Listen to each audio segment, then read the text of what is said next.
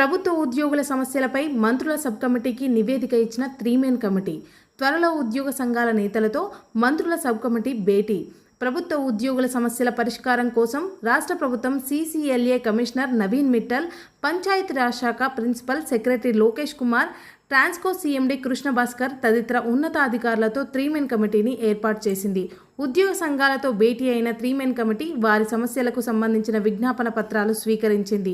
తదుపరి three man committee deputy CM Mallu Bhatti Vikramarka అధ్యక్షతన ఏర్పాటు చేసిన సబ్ కమిటీకి శనివారం సాయంత్రం ప్రజాభవన్లో నివేదిక సమర్పించింది.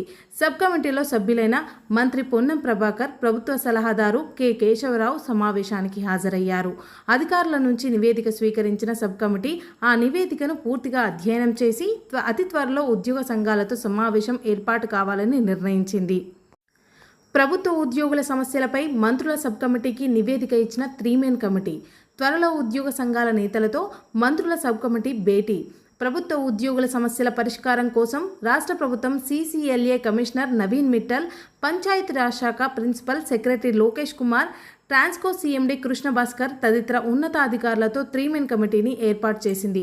ఉద్యోగ సంఘాలతో భేటీ అయిన త్రీమెన్ కమిటీ వారి సమస్యలకు సంబంధించిన విజ్ఞాపన పత్రాలు స్వీకరించింది. తదుపరి three man committee deputy CM Mallu Bhatti Vikramarka అధ్యక్షతన ఏర్పాటు చేసిన సబ్ కమిటీకి శనివారం సాయంత్రం ప్రజాభవన్లో నివేదిక సమర్పించింది. సబ్ కమిటీలో సభ్యులైన మంత్రి పొన్నం ప్రభాకర్, ప్రభుత్వ సలహాదారు కె కేశవరావు సమావేశానికి హాజరయ్యారు. అధికారుల నుంచి నివేదిక స్వీకరించిన సబ్ కమిటీ ఆ నివేదికను పూర్తిగా అధ్యయనం చేసి అతి త్వరలో ఉద్యోగ సంఘాలతో సమావేశం